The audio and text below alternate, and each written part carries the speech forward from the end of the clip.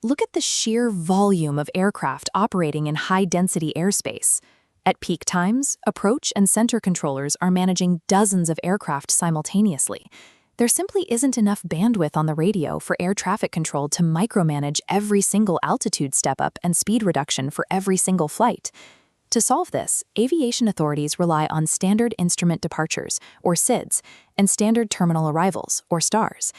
These are effectively pre-programmed three-dimensional highways built to sequence traffic automatically.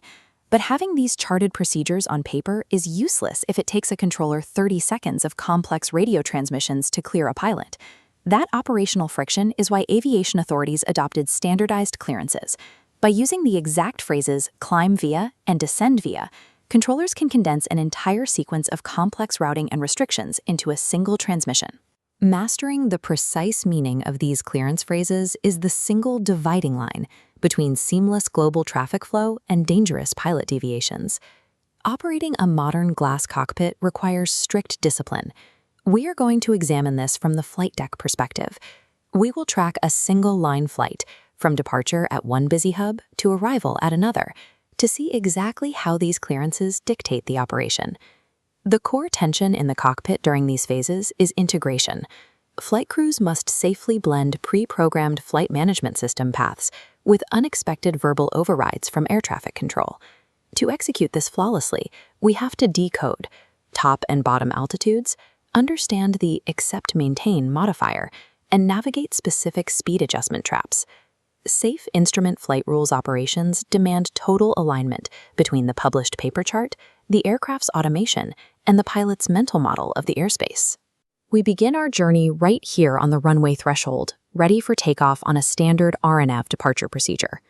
A standard instrument departure defines a rigid three-dimensional staircase, layering hard altitude restrictions and speed limits over a specific lateral ground track. Receiving a standard climb via clearance legally obligates the flight crew to comply with all of these lateral, altitude, and speed restrictions simultaneously. This brings us to the concept of the top altitude, which is explicitly published in the narrative section of the departure chart. This top altitude serves as the absolute vertical clearance limit for the departure phase of the flight.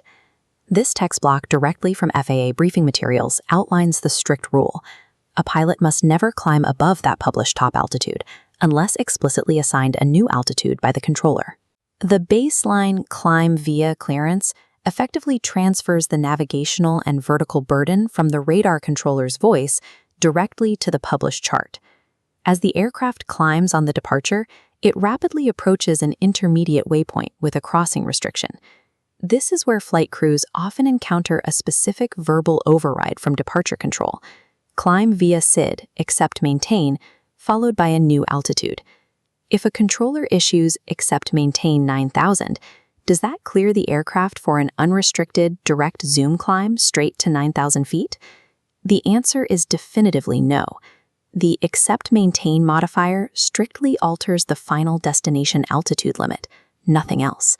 All intermediate altitude restrictions published on the chart must still be honored on the way up to that new limit.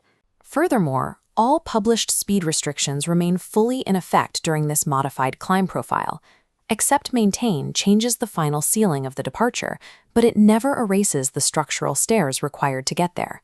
Fast forwarding to the en route phase of the flight, the aircraft begins banking aggressively to transition onto a standard terminal arrival.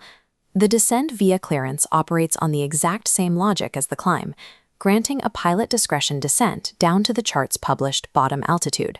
The primary vulnerability during arrivals is managing the interaction between charted speeds and any speed adjustments previously assigned by air traffic control. Reviewing the FAA speed phraseology, the rule is clear. Issuing a descend via clearance automatically cancels any previously issued ATC speed adjustment. Without further verbal instructions, the pilot is now bound exclusively by the speeds printed on the arrival chart. Controllers can override this using specific phrases. The first is resume normal speed. This instructs the pilot to fly standard aircraft performance speeds within regulatory limits, but it does not delete speed restrictions on upcoming segments of the charted flight. Contrast this with resume published speed, which dictates that the pilot must immediately comply with the speeds printed on the chart. Finally, there is delete speed restrictions. This is the nuclear option, wiping out both previous ATC speed assignments and all charted procedure speeds simultaneously. Precise speed phraseology dictates whether the paper chart, the radar controller, or the aircraft's standard performance envelope governs the descent profile. As the aircraft descends, the workload shifts from flight management system programming to communication, executing the radio handoff to a new approach controller. There is a strict legal requirement for precision and brevity during frequency changes while on a VIA clearance. Pilots often make the dangerous error of checking in casually, saying they are descending on the arrival. This creates immediate ambiguity for the controller.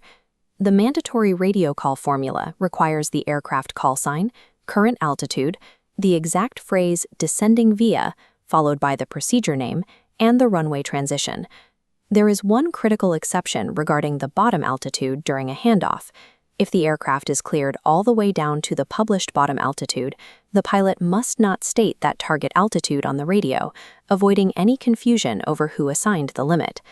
Verbatim readbacks and standard phraseology are the only mechanisms to ensure the pilot and controller share the exact same mental model of the airspace. Following these rules results in flawless execution, with the aircraft smoothly capturing the final waypoint's bottom altitude and intercepting the ILS glide slope for landing. Climb via and descend via clearances serve as essential tools for global airspace harmonization. The core framework dictates the relationship. The published chart defines the complex three-dimensional profile, while ATC only dictates the top or bottom vertical limits. Unless specifically modified by the phrase "except maintain," the chart must be flown exactly as printed, and specific exact speed phraseologies are required to alter or delete charted speed restrictions.